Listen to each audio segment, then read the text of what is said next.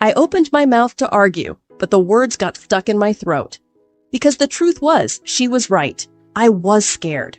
Scared of what would happen if we crossed that line. Scared of what it would do to us, to our family, to everything we'd built since our parents got married. But at the same time, I couldn't deny what I'd been feeling, no matter how hard I tried to push it away. Nicole stood up, walking over to the window, her back to me. "You know," she started, her voice quieter now, "I've been thinking about this a lot. About us, about how everything's changed since our parents got together. And I get why you're scared, I do.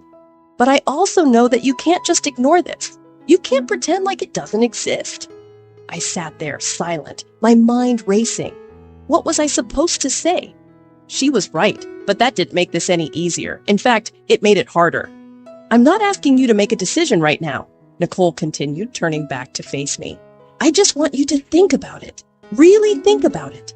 Because this isn't going to go away, no matter how much space we put between us." Her words hit me hard, sinking in deeper than I wanted them to. Because I knew she was right. This wasn't just going to disappear.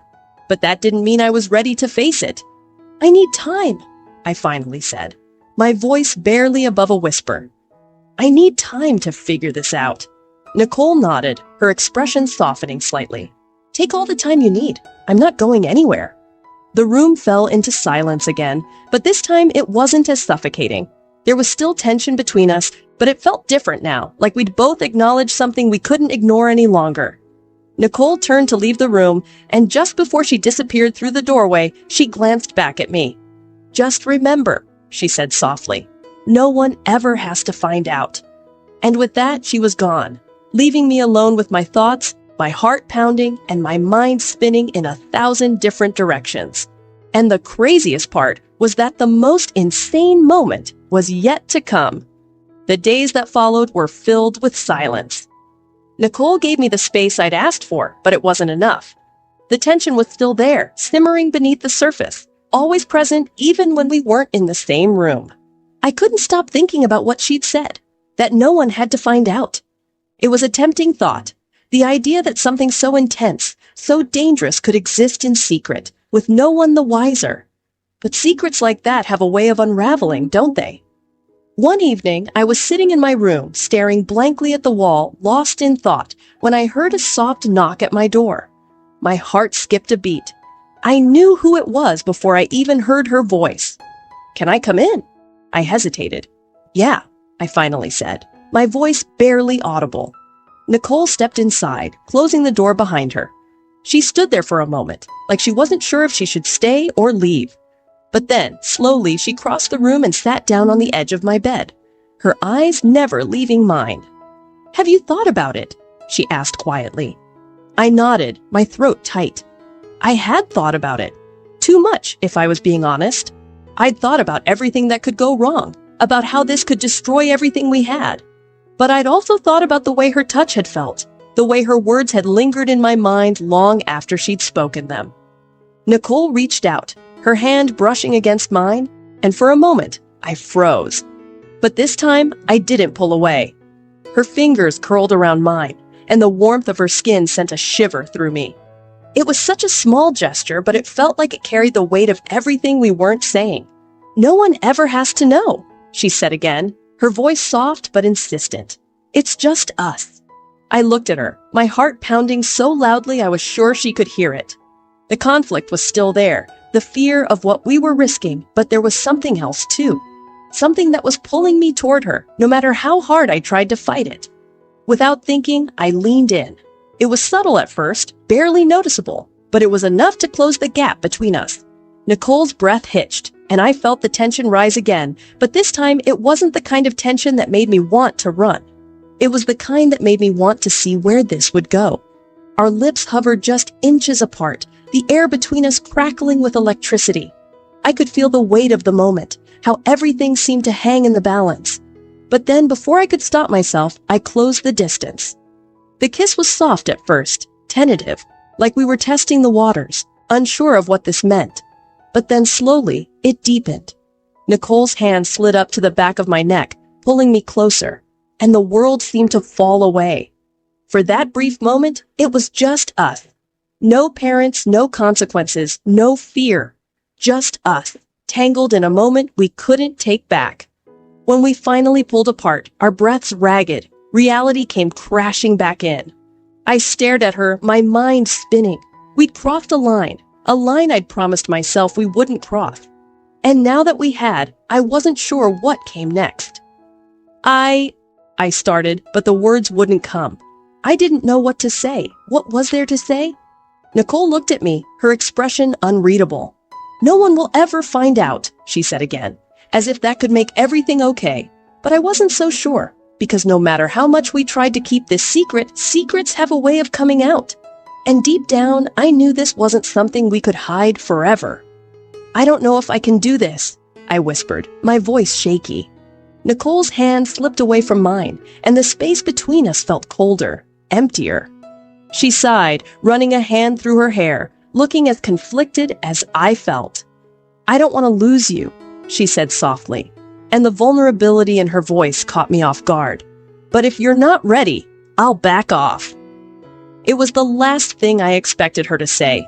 For a moment, I didn't know how to respond. Part of me wanted to say yes, to agree that this was a bad idea, that we needed to stop before it went too far. But another part of me, the part that had kissed her, didn't want to let go. I just need time, I said finally, my voice barely above a whisper. Nicole nodded, her expression softening. I'll wait. She stood up then, giving me one last look before turning and walking toward the door. But before she left, she glanced back at me, a small, bittersweet smile playing on her lips. I meant what I said, she added. No one will ever find out, but that doesn't mean you have to hide from yourself. And with that, she was gone, leaving me alone with the weight of everything that had just happened. My heart was still racing, my mind a whirlwind of thoughts and emotions I didn't know how to process. I knew this wasn't over, not by a long shot. The days after that kiss were a blur. I tried to carry on as if nothing had happened, as if Nicole and I hadn't crossed a line that neither of us could uncross. But it was impossible. Every time I saw her, every time we were in the same room, the memory of that kiss came flooding back, and I could feel the weight of what we had done pressing down on me. Nicole was giving me space like she'd promised, but the tension hadn't gone anywhere. If anything, it felt more intense now, like there was a pressure building between us that neither of us knew how to release. I could see it in the way she looked at me when she thought I wasn't paying attention, the way her eyes would linger just a little too long, the way her fingers would brush mine in passing, sending sparks through me that I couldn't ignore. I wasn't sure what to do. I knew I should be trying to figure out how to make things right, how to step back from whatever this was before it went too far. But every time I thought about confronting her, about ending this for good, something held me back. The truth was, I didn't want to let go. Not yet. One night, I found myself lying in bed, staring up at the ceiling, unable to sleep. My mind was racing with thoughts of Nicole, of that kiss, of what it had meant and what it might still mean. I couldn't shake the feeling that things between us weren't over, no matter how much I tried to convince myself otherwise. And then, as if on cue, there was a soft knock at my door. My heart leaped into my throat. I knew it was Nicole before I even heard her voice. "Can I come in?"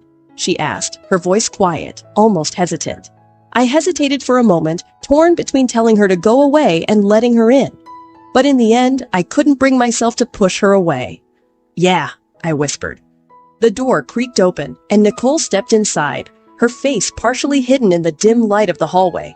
She looked different tonight, softer, more vulnerable, like the weight of what had happened between us was pressing down on her just as hard as it was on me.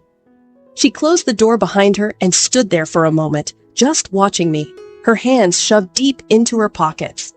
I could see the conflict in her eyes, the same battle that had been raging inside of me since that day in the kitchen.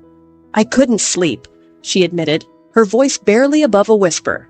"I've been thinking about us, about everything." I sat up, pulling the blanket tighter around myself, my heart pounding in my chest. "Me too," I said softly. Nicole took a step closer, her eyes never leaving mine. "I don't want to mess things up," she said, her voice raw with emotion. "But I can't stop thinking about you. I've tried, but it's not going away." I felt my chest tighten at her words. I had been telling myself the same thing, over and over, trying to convince myself that this was just a phase, that it would pass. But hearing her say it out loud made it all feel so much more real. I don't know what to do, I admitted, my voice shaky. I don't want to ruin everything, but I trailed off, unable to finish the sentence. But Nicole understood. She always did. She sat down on the edge of the bed, keeping a small but significant distance between us. Her hand rested on the blanket, close enough to mine that I could feel the warmth of her skin, but far enough that the touch wasn't accidental. "We can stop," she said quietly, though her voice was filled with reluctance. "If that's what you want. I don't want to push you into something you're not ready for." I looked at her, my heart aching at the sincerity in her voice. She was giving me an out, a chance to walk away from this before it spiraled out of control. But the problem was, I wasn't sure if I wanted to walk away. "I don't know what I want," I whispered, my voice barely audible. "But I know that whatever this is, it's not going away, and I don't know how to deal with that." Nicole's hand moved then, slowly, hesitantly, until her fingers brushed against mine. The touch was so gentle, so tentative, and yet it sent a surge of warmth through me that I couldn't ignore. "I'll wait," she said softly, her voice barely above a whisper. "As long as it takes, I'll wait." I closed my eyes, trying to steady my breathing, trying to make sense of the emotions swirling inside of me. Part of me wanted to reach out, to close the distance between us, to give in to the pull that had been growing stronger with each passing day. But another part of me, the part that was terrified of what would happen if we went any further, held me back. "I just need time," I said, my voice trembling. Nicole nodded, her eyes filled with understanding. "Take all the time you need." We sat there in silence for a long moment, the air between us heavy with everything we weren't saying. Her hand rested lightly on mine, the warmth of her skin, a constant reminder of the connection we couldn't deny no matter how hard we tried. Finally, after what felt like an eternity, Nicole stood up. She glanced at me one last time, her eyes filled with an emotion I couldn't quite name, before turning and walking toward the door. But just before she left, she paused, her hand resting on the doorframe. "No matter what happens," she said softly, her voice barely above a whisper, "I'm here. You don't have to do this alone." And with that, she was gone, leaving me alone in the quiet of my room, my heart still racing, my mind spinning with thoughts I couldn't control. I lay back down, pulling the blanket tighter around me, and closed my eyes. But sleep didn't come, because deep down, I knew that this wasn't over. That night was one of the craziest yet most exciting and intimate nights of my whole life. It all started one Saturday morning. The house was eerily quiet, the kind of silence that made every creak of the floorboards feel amplified. I stood at the kitchen sink, my hands submerged in warm, soapy water, scrubbing the last of the dishes from breakfast. Everyone had left for the day, Mom and Dad out on one of their regular weekend trips, and it was just me and my stepsister, Nicole. It wasn't unusual for us to be home alone together, but today felt different. I couldn't shake the strange feeling that had settled in my gut, ever since I heard her voice echo down the stairs a few hours ago. The usual easygoing atmosphere between us had grown tense recently, a tension I couldn't quite place, but couldn't ignore either. Maybe it was because, despite living together for the past few years, we were never that close. Or maybe it was something else, something unspoken. I finished drying my hands and turned around just as Nicole appeared in the doorway, leaning casually against the frame, arms crossed over her chest. Her eyes lingered on me in a way that made my skin prickle with awareness. "Hey," she said, her voice casual, but there was an edge to it. "What are you doing?" "Just cleaning up," I replied, trying to keep my tone light, as if I wasn't feeling the tension rising with every second she stood there. She didn't respond immediately, just watched me, her gaze heavy, almost assessing. I shifted on my feet, the room feeling smaller under the weight of her attention. "You know, it's just us here today," Nicole said after a moment, her voice low, almost too quiet. The casual way she said it, like she was just stating a fact, sent a shiver down my spine. I wasn't sure why, but the way she lingered on the words made something flicker in the back of my mind. I nodded, keeping my hands busy as I wiped down the counter. Yeah, I know. It's nice to have the house to ourselves. The room fell into a silence again, the kind of quiet that crackled with unspoken words. Like something was about to happen but hadn't quite taken shape yet. I glanced at Nicole out of the corner of my eye. She hadn't moved from the doorway, but her expression had changed. Her usual smirk was gone, replaced by something darker, something that made my heart beat faster for reasons I didn't fully understand. She finally pushed off the doorframe and crossed the kitchen in a few slow steps. I could feel her presence beside me before I even looked up. She was close, too close, but I didn't move away. I wasn't sure why. "You've been acting strange lately," she said, her voice softer now, but there was a tension underneath it. "Is everything okay?" I looked up at her, startled by the question.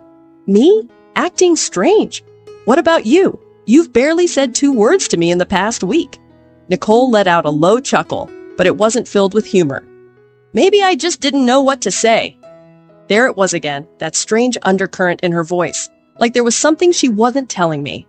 I felt a lump form in my throat, the air between us growing thicker by the second. "Well," I started, my voice a bit shaky. "I'm not the one making things weird. If something's on your mind, just say it." Nicole's gaze didn't waver, and for a second I thought she was going to tell me. But instead, she stepped even closer, her shoulder brushing against mine as she leaned over to grab a glass from the counter. Her arm grazed mine, sending an unexpected jolt through me. My breath hitched, and I felt the heat rise in my face. What was happening? "You're right," she finally said, her voice quieter than before. "I guess I've just been thinking. A lot."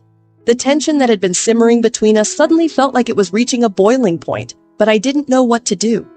My instinct was to step back, to put distance between us, but I was frozen in place. "Thinking about what?" I asked, my voice barely above a whisper now. Nicole looked at me, her eyes intense, and for a moment, the world seemed to slow down around us. Her expression was unreadable, but there was something in her eyes, something I had never seen before. "You," she said simply, and the word hung in the air between us like a secret, heavy and impossible to ignore.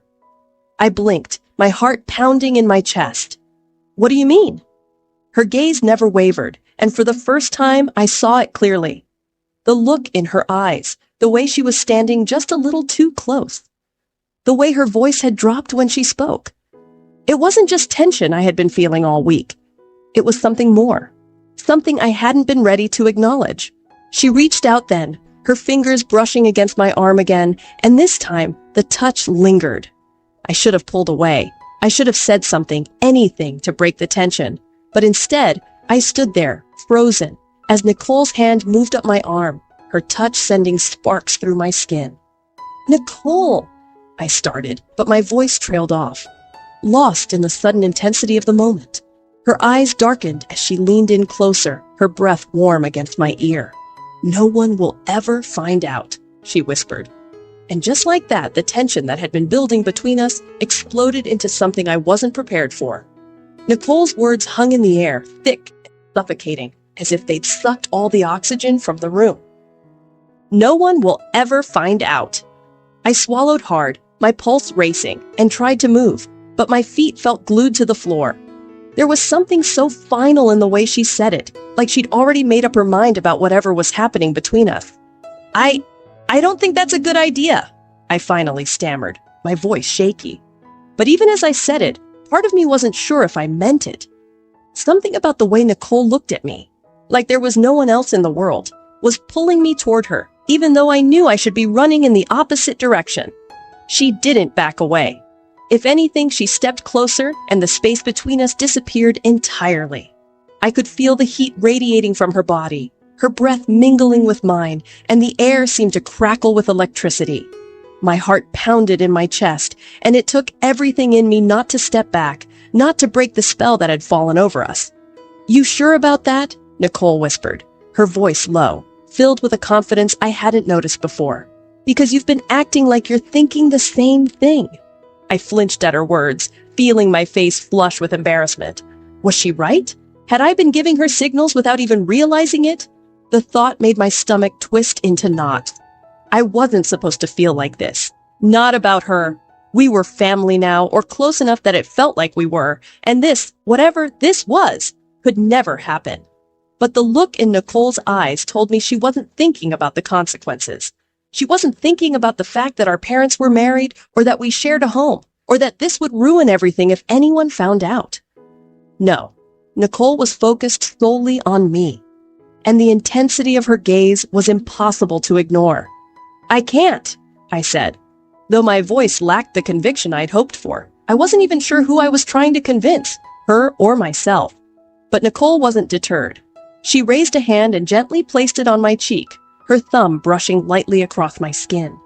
The touch was tender, but it sent a jolt through me, my breath catching in my throat. I didn't move, didn't pull away. Instead, I stood there, heart racing as she leaned in, her lips just inches from mine. "Nicole, stop," I whispered. But even as I said the words, I wasn't sure if I wanted her to listen. There was a part of me that was screaming to get out of this situation, to walk away before things went any further. But there was another part, a darker part, that wanted to see where this would go. Her lips hovered so close to mine that I could feel the warmth of her breath. But she hesitated, as if waiting for me to make the next move. The tension between us was unbearable, the air so thick it was hard to breathe. "No one has to know," she said again, her voice soft, almost pleading. "It doesn't have to mean anything. It's just us. Just us." The words echoed in my mind, and for a split second, I considered it. What if no one ever found out? What if this could stay between us, just a secret that we kept locked away, never to be spoken of again? The thought was tempting, so tempting that I almost leaned in, almost gave in to the moment. But then reality crashed back in, and I snapped out of the haze that had clouded my mind. "No, we can't," I said, finally finding my voice. I pulled away from her, stepping back, creating the distance I so desperately needed. "This isn't right. You know that." For a moment, Nicole just stood there, watching me, her expression unreadable. I could see the frustration in her eyes, the conflict, and it mirrored my own. She ran a hand through her hair and let out a heavy sigh, taking a step back as if trying to regain control of herself. "I know," she admitted, her voice quiet now, almost defeated. "But I don't know what to do about this, about you. I've tried to ignore it, but I can't stop thinking about you." Her confession hung in the air between us, raw and unfiltered. It was the first time she'd said it out loud, the first time she'd admitted what had been simmering beneath the surface for months. And as much as I wanted to deny it, to pretend like it wasn't real, I couldn't. Because the truth was, I'd been thinking about her too. I shook my head, trying to clear my thoughts, but it didn't help. Everything was too tangled up, too complicated. "You have to stop," I said, my voice firmer this time. "Whatever this is, it can't happen. We can't. We're not." Nicole's jaw clenched, and she took another step back, putting more space between us. "I get it," she said, her voice tight. "I won't push anymore, but don't act like you don't feel it too. Don't lie to yourself." Her words stung because they were true. I couldn't lie, not to her and not to myself. There was something between us, something undeniable, but that didn't mean it was right. "I'm not lying," I said quietly, more to convince myself than her. I need some space." Nicole nodded, though I could see the frustration in her eyes. She turned and walked toward the door, pausing before she left the kitchen. She glanced back at me, her gaze lingering for just a moment longer than it should have. "I'll give you space," she said, her voice softer now, almost resigned. "But it isn't over." And with that, she walked out, leaving me standing alone in the kitchen, my heart pounding, my mind spinning. I let out a shaky breath and leaned against the counter, trying to steady myself. But as much as I wanted to believe that putting distance between us would make this easier, I knew it wouldn't. Because no matter how much space I tried to create, the truth was, this wasn't over. Not by a long shot. And there was so much more to come. The days that followed were anything but normal. Nicole and I barely spoke, and when we did, it was only out of necessity. The house felt too small, the walls pressing in on me as if they knew about the secret we weren't talking about. Every time our paths crossed, there was a tension so thick, it felt like it would break at any second.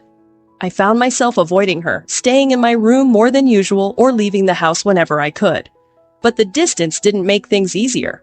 If anything, it made me think about her more. I'd catch myself replaying that moment in the kitchen, the way her voice had dropped when she said no one would ever find out, the way her hand had lingered on my skin. I hated that those thoughts kept creeping in, but no matter how hard I tried, I couldn't shake them. It was a Saturday afternoon when everything changed. Our parents were out again, and I was sitting in the living room, mindlessly flipping through channels, trying to distract myself from the thoughts that had been haunting me all week. The house was quiet, except for the faint hum of the TV, and I hadn't seen Nicole all morning. Part of me hoped it would stay that way.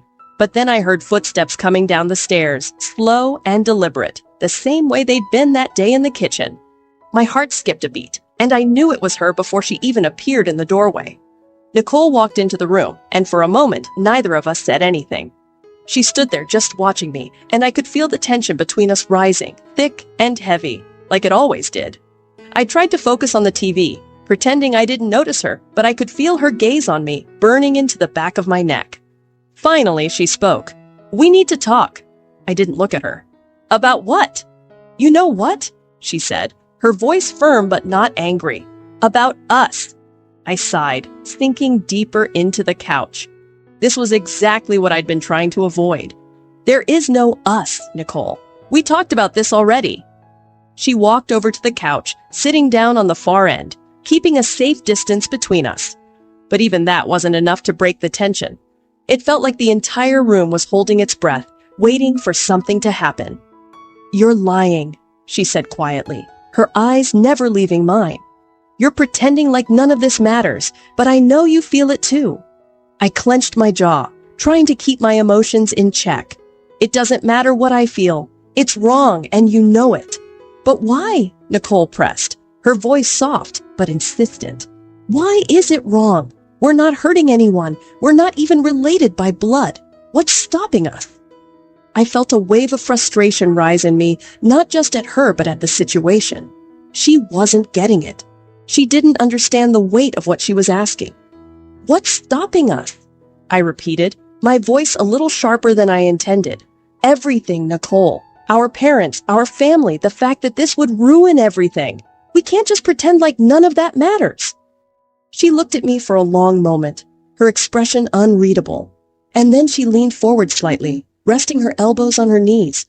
"You're scared," she said, her voice quiet but sure. "You're scared of what this could mean, of what it could turn into. But that doesn't change the fact that we both know there's something between us."